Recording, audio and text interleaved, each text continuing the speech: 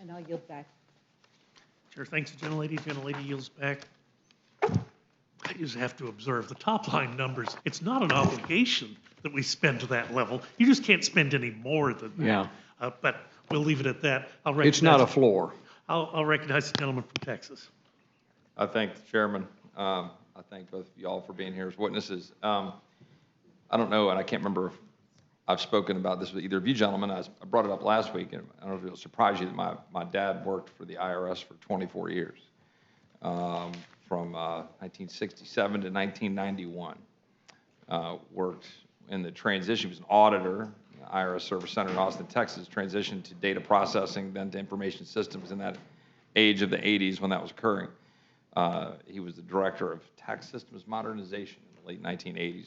Came up here and testified a number of times, talking about what Congressman Massey was talking about. At that time, tapes were still being flown from service centers to the Martinsburg Computing Center and the Detroit Data Center for processing, right? And then obviously, internet and all this started changing everything. I bring that up only to say, you know, I grew up like kind of studying tax policy, studied the flat tax, studied, you know, the national sales tax, or, you know, whatever you want to call fair tax, or different ways you talk about these different alternatives, because it always just struck me that there's very little way, as I watched my dad and we go look at this in terms of data processing, collecting information, to go get every single particularly rich person in big corporations, get every dollar that they owe, when you can't get agreement by any one accountant with another accountant with another accountant is exactly what they owe in a very complex code that is stacked up how high if we stack it up here. I say that not as a, you know, one thing or another. It's like, you know, I hear that we got $400 or $500 billion that you could go collect in evaded taxes right across the entire possibility right now. I guess I bring that up, and I'm not trying to be flippant here. The gentleman from Maryland said something in the zip code of nickel and dimes, right, in terms of what we're trying to do here with respect to discretionary spending, which I assume the gentleman means relative to mandatory spending and other issues that are kind of blowing a lid off the budget. I know the gentleman from Arkansas, we've talked about that issue a number of times. That all is just to set the baseline percent. Well, nickel and dimes, well, all we're talking about with the IRS expansion, according to the own estimates, is spending $80 billion to raise $200 billion over 10 years. That's what they budgeted for, as the CBO has said, would be the result of that. To go basically claw out $12 billion a year over 10 years. I'm simple straight line math of 120 billion net of the 80 billion you spend. So that to me is kind of the definition of nickel and dime. Now, maybe that's targeting people that we want to target. You know, target like rich people or something. But then I think the gentlemen know, right, according to Stanford, black taxpayers 3 to 5 times more likely to be audited. 50% of the IRS total audits went to families making less than $25,000 under the EITC. I assume that the response is, yeah, well, we need to make the systems better so we can go target the rich people. Okay, but this year, I mean, since Biden has taken over, interest rates have gone up 5 percentage points, 500 basis points. An increase in 100 basis points is $187 billion of additional interest. In other words, so I hear you. Okay, I don't want anybody who otherwise owes X on their tax bill to avoid paying X under the law. We're members of Congress. We want people to follow the law. But I would just posit that one of the reasons we're saying we should grab money from a $75 billion or whatever the number is of dollars sitting there for the Internal Revenue Service money to pay for something now, be it Israel, be it some of the stuff in here from a rescission standpoint to go back to 22 levels, is because you're going to save money in real terms in these dollars here, and the actual benefit you're going to get, you're going to be targeting a whole lot of non-rich people in order to squeeze blood out of a turnip that you're going to blow through in a matter of seconds with interest on your debt relative to what you're actually saving, and trying to get the IRS to go out and target American citizens to get money, when in my view, you're going to do far better if you just simplify the tax code and then hold people accountable. You have a highly complex code. Then we get into depreciation and asset expenditures and all the things that make our code more complex. So the point of that is to say, when we get back to the FRA, because a lot of things have been said about what we're spending or not spending, and this is a genuine question. My friend from Arkansas, my understanding right now, right, the FRA levels would be 1590, right? That would be the FRA top line level. Right now, if I understand where we're headed toward 1584 if we would adhere to what we've currently laid out for all of the appropriations bills that have come forward, and this bill would fit within that. Is that right? With rescissions. Yes. Well, but 1584 would be the top line number we would get with actual spendings, and then there's rescissions that would bring that lower, right, in terms of getting things back to certain spending levels overall. But the top line programmatic levels are still going to be 1584 if we stick to where we currently are, right? In that neighborhood, yeah. Yeah, about a little over a 1% cut off of 2023's omnibus spending, right? The reason I bring that up is people are talking about, well, we're breaking the deal with the FRA, or, I mean, my general view is like labor H is still sitting out there to be dealt with, and that's 40 billion of the cuts, 39.6 billion, whatever it is. The odds of getting 30.6 billion are probably not high. You know, my point being, you get 33 billion of those 39 billion cuts agreed to, which I bet is going to be a difficult lift through the body. But you're just going to hit the FRA level in actuality. And we could disagree about whether we should cut more from FSGG than from Labor H or whatever, but the fact is we're actually trying to adhere to the FRA, which was agreed to, as the gentleman said. Like, some of us want more, or the gentleman from Maryland. Steny's fine. I'd love to cut more. I mean, because I want government to be smaller. I mean, I'm no surprise there from anybody. But the fact is, though, as a body, that's actually where we're headed. There are rescissions, yes, being claimed to sort of push the overall spending levels down. But the programmatic levels, it's basically the FRA levels from a programmatic standpoint at 1590, assuming Labor H comes in somewhere like 33 or 34 billion.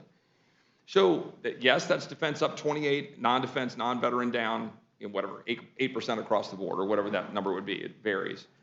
And yes, my colleagues on the other side of the aisle don't like that, but that was the FRA rough agreement, right? 28 billion up for defense, find a way to get the rest of it down. The dirty little secret, and this is my question, right, is that some of the hope in getting that deal done was that there would be rescissions used to backfill that. Right, the $22 billion account sitting over at Commerce wasn't put over there just for, you know, grins. And so I think my question is just straight up, is that, am I accurate in my characterization of that? I'd ask both of you openly, you know, because I look at the Senate, somebody brought up, oh, the Senate, they've been shooting straight. Well, they threw a $14 billion emergency spending deal right on top of it in July. When they put out their message, it was going to be $14 billion of additional emergency spending. I don't see that as adhering to the FRA. My point is would the gentleman from Arkansas agree that depending on how Labor H plays out at CJS, which is a smaller cut, it's what, $2 billion, we're pretty in line with the FRA programmatic levels. Is that wrong? Is that wrong to characterize it that way? I don't think it's totally wrong.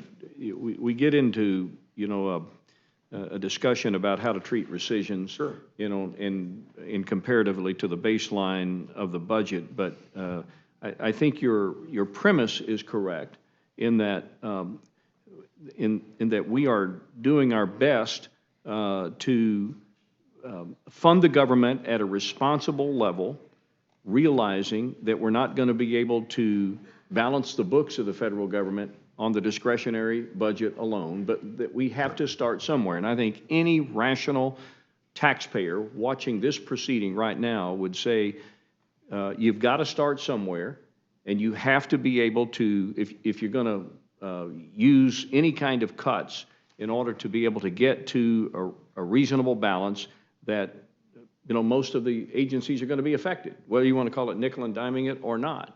But I do think it's just a misnomer to assert that the cuts that we are asking for in this particular, in the FSGG portion of this budget, maybe not with some of the others, but certainly with ours, is going to render an agency unable to fulfill its mission, not be able to serve the American public. I think that would be a wrong thing to assert. For clarification, because it's actually important, I'm genuinely trying to understand. So in the FRA, the agreement was there'd be an auto kick-in, right, if a CR is in place through into, I think it's April 30th, as it turns out, the way it's written. Into the year.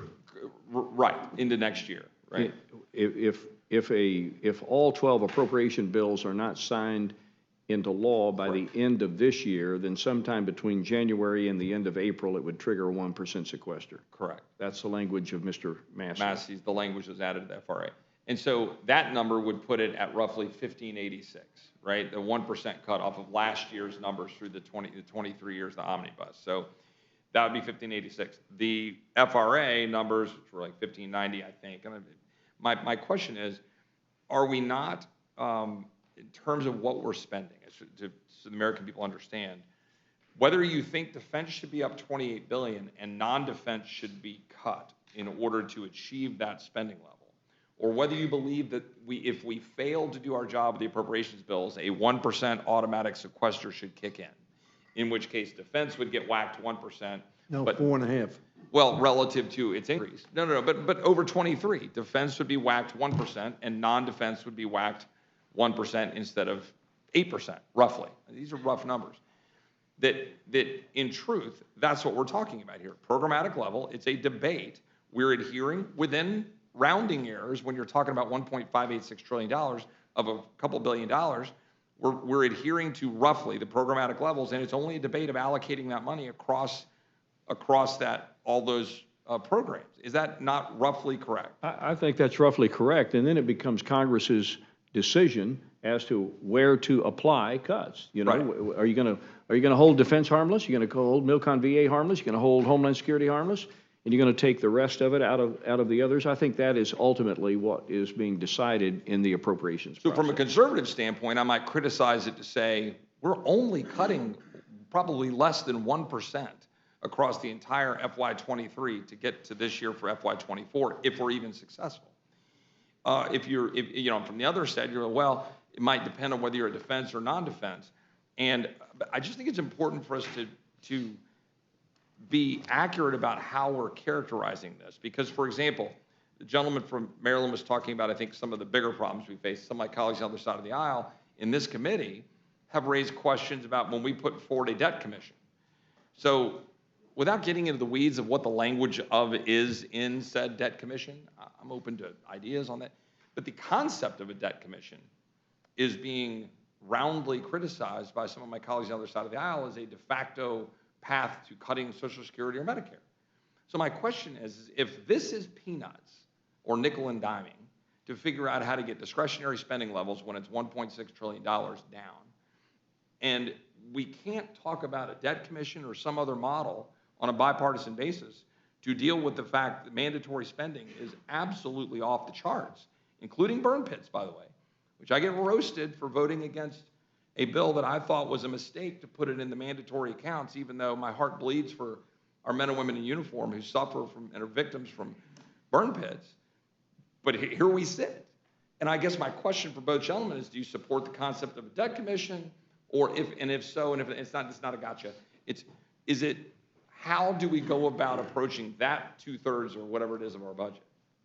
Good question. I support the concept of a debt commission, but before then, Yeah. I'd go a step further. I would demand a fiscal State of the Union. I would argue, just me, that a fiscal State of the Union would mean a lot more to the American public in that on a Tuesday night in February than the current State of the Union that we normally hear. Because we need to know what the problem is. And the Comptroller General of the United States of America ought to stand in front of the Congress as a whole and detail the fiscal state of this union.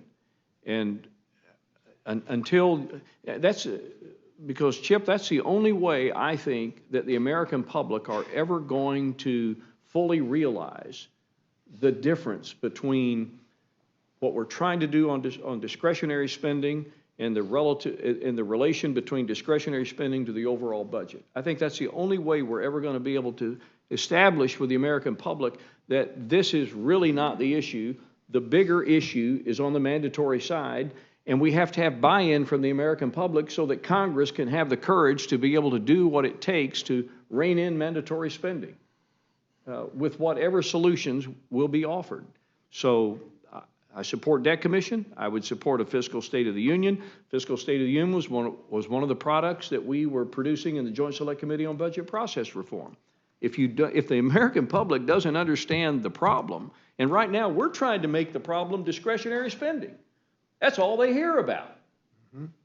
That's all we fight about right now. We never talk about mandatory spending, but we talk about discretionary spending, and right now, if Republicans had their way, we would be trimming, what was the number, $115 billion off of the FY23 numbers. That's what we were trying to get to.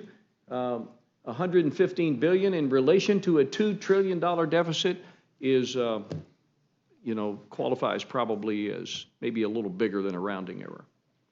Would the gentleman agree? And actually, well, I don't want to say Or nickel diamond.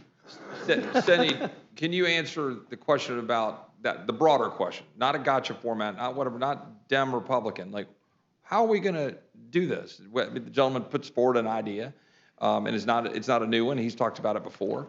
The debt commission we've talked about, and just throwing it out here, it's been pilloried in here as you just want to go cut Social Security and Medicare. And we say, well, it's a debt commission. It's just acknowledging that we're racking up debt. So what do we want to do about it? And everybody here, if we're honest, we go to the steps and say, well, we got mandatory spending with Medicare, Social Security, now veterans is in that account. Go down the list, Medicaid. So what are the gentleman's thoughts? On how we address that? Because I hear that I disagree a little bit on the discretionary side. I think it's important to check in a quarter of our budget in terms of the size and scope of the bureaucracy for a variety of policy reasons. But from a financial, fiscal health perspective, of course, the drivers right now are mandatory. You've asked a lot of questions. The main question is like the bigger picture. Let me say, I have supported debt commissions. A debt deal was made that would have garnered billions of dollars in reduction of deficit. It was made by Obama and Boehner. And it was rejected out of hand because it included revenues. It was a balanced program. For the most part, I think the premise of most of the Republicans I talked to, a debt commission is only about cutting and not about revenues or collection. Seems to be dismissive that IRS after IRS director, Republican and Democrats, secretaries of Treasury, both Republicans and Democrats, agree that greater collection efforts will result in returns of 2, 3, 4, as much as 12 to 1 for a dollar spent on collection, on enforcement.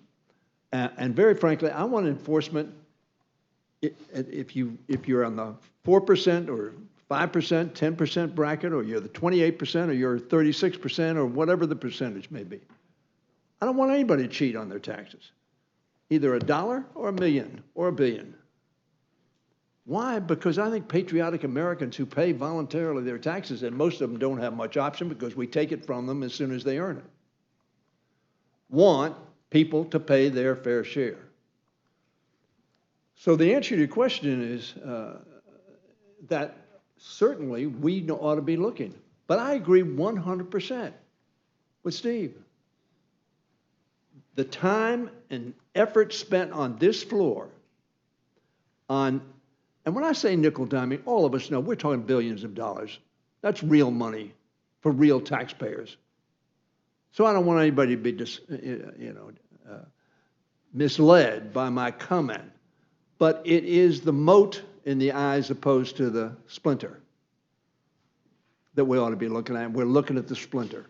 And the splinter is discretionary spending. That doesn't mean it's not important. And what the Appropriations Committee ought to do and the Congress ought to do is not argue, does it work? And if it doesn't work, we ought to eliminate it. If it does work, and it does serve the American people, and it does protect Americans, then we ought to spend it. Does the gentleman think, genuine question, that mandatory spending ought to be mandatory rather than each year we look at $7 trillion and decide on a discretionary basis how we're managing our budget like a normal business does? No, I think mandatory spending is appropriate so that people can rely on that spending. But what I'm saying is, it is not honest with the American people to pretend that we can deal with a relatively small part of the budget, because we don't deal with the defense budget. We know we need to have national security, and therefore we increase it and make sure that we are the best in the world, so we can protect ourselves and our allies. I would say as an aside, including Ukraine as well as Israel. But when, frankly, and a number of you have said that, pretend that we took $12.5 billion or $14 billion out of $28 billion for Israel, which is always a emergency funding when they're at war. And when CBO tells us that cost us $12.5 billion of additional revenues that we would have received, according to CBO, if in fact that money had been available for enforcement. I don't think that's very helpful with the debate for the American people, because they get all confused by our argument, your argument. What is not confusing is what your chairman has said, what Mr. Womack has just said, is we need to look at 100% of our expenditures.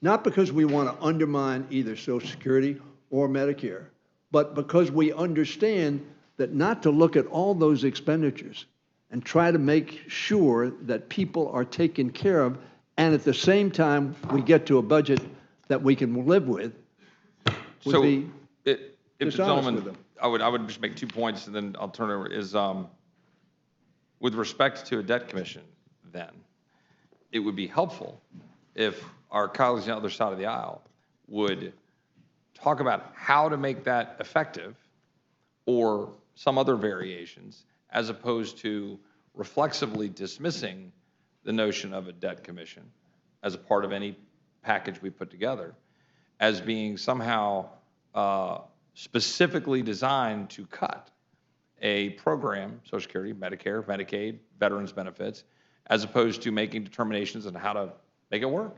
Like, my view is we just got to get healthcare prices down. I got a lot of thoughts how to do that. You want to save Medicare, you want to save veterans benefits, you want to deal with Medicaid, you've got to get those prices down. We'll talk about that separately. We tried to do that, by the way, and matter of fact, we did do it in the Inflation Reduction Act. Debate for another day about what that's done to oncology drugs when you price fix, and drugs that saved my life and other things else. I'll let Dr. Burgess talk about that. On the revenue stream, one thing, gentlemen, would the gentleman from Arkansas agree with me that whatever one's view is on tax collection and tax evasion and what we get out of IRS spending, or tax policy, whether it's the criticism from our colleagues on the other side of the aisle about the so-called Trump tax cuts of 2017, that we are currently at roughly 19% federal receipts as a percentage of gross domestic product, that puts it at among the 3 highest levels of receipts as a percentage of gross domestic product in the history of our nation. Once would have been in 1946, right after World War II. The other was 1999. We had some bipartisan agreements in the 90s coupled with an internet boom economy. And then now, where we've got in that range of 19 to 20% as a percentage of GDP. My point being, the extent to which we need to go squeeze blood out of the turnip to go find tax dollars, and I agree that everybody should pay what's owed. Side note being, what's owed, again, is in the eye of the beholder for every accountant. What right? we say. Well, I know, That's but what's owed. But when 5 accountants will give you 5 different answers because the code is so daggum complicated, like I had to go on a tax basis question on something in my wife that she's got from stock, we couldn't get the same answer out of 4 different people about what to do. Can I say something? I agree with you, absolutely. The tax code is a labyrinth of complications driven by everybody who thinks they have one good idea that will have a positive Correct. effect. But put together, they're a mess. Highly complex. So my point being on the revenue side, the gentleman from Arkansas would agree, and I assume the gentleman from Maryland would agree, that the data, that this is directly from the Fed, the data in terms of receipts. If we want to have more receipts, first, this isn't state receipts. This isn't local receipts. This is just federal receipts, that they're basically as high as they've ever been. You can go try to squeeze some more blood out of that tournament, but then that has an impact on the economy, has an impact on jobs. And so then the question becomes, that you go to the pack on cutting. Like, where do we want to go with revenue when we're at one of the 3 highest levels of revenue we've ever had as a percentage of our economy? Yeah, if you're north of 18% of GDP, you're in what I would call positive territory. And since the Tax Cuts and Jobs Act, we had record revenues. The exception being FY23. I think, don't hold me to these numbers, but I think it's about $450 billion less. I want to say 9% below FY22. But I also think you should factor in to the equation the high inflation, the high interest rates, the fact that people were doing less as a result of inflationary spirals. But look, I agree on the premise that I don't think it's a revenue problem for this country. I believe it's a spending problem. But most of that spending is what we have promised Americans through very important programs, Social Security, Medicare, Medicaid, constructs that were developed in the 30s and the 60s when lifespan, what was lifespan in the 1930s? What was, lifespan was probably in the 60s. And you go do this experiment on your own, but tomorrow open up your newspaper and go straight to the obituaries. And let me tell you what you're going to see. You're going to see 90, 95, 89, 88, 87. And people are in these programs a lot longer, and 10,000 people a day for the next several years are going to be entering these programs. And that's the construct that we're operating under, and precisely why the problem is not, the overall problem has less to do with what we're arguing about and a whole lot more to do with the inconvenient truth that mandatory spending is the problem with deficits and debt. Well, I think you both, I'm going to yield back at the, I was in a much more, no offense to anybody here, I was in a much more pleasant space yesterday with my dad celebrating the 60th anniversary of his 21st birthday at a place called New Braunfels, Texas, at Wurstfest, eating sausage and drinking beer. And then next to me, when they were celebrating that, and the guy said, the lady next to me who lived out, she grew up in her whole life there. She goes, "Well, I'm 91. That's nothing." So there's a lot of that going on. Yes, Steny, I'll yield back. Thank you very much, Mr. Roy. I want to say something that Mr. Burgess said, and it was said in the Appropriations Committee, that we made a deal, and that was a cap. Very frankly, if I negotiate with you on the purchase of your home, and you want $100,000, I want to pay you $80,000, and we agree on $90,000, I said, well, that was a cap. I'm really going to give you $82,000. That's baloney. Nobody will make deals like that. You'd be a fool to make a deal like that. One of the parts of the deal that may not be as well known was $20 billion was cut from the IRA's additional resources for IRS. But was also agreed with that $20 billion cut, that would be it. There wouldn't be more. The president wasn't going to make a deal on cutting it more than $20 billion or 25%. A little less than 25% because of $87 billion. So to say that the deal is just a little bit different is not accurate. It's substantially different because it went from fiscal year 23 to fiscal year 22 on our markups. That was not the deal. The deal was Speaker McCarthy said, we'll use 23 levels.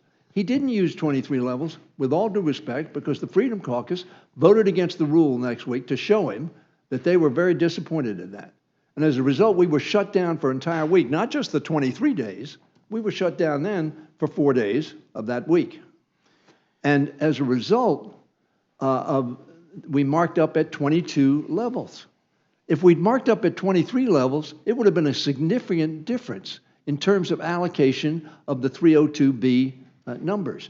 Here, Mr. Womack didn't have any numbers to deal with, except for the money we got from IRS that was agreed upon, and nobody complained about that per se. But it would have come into the 23 numbers as well as the 22 numbers.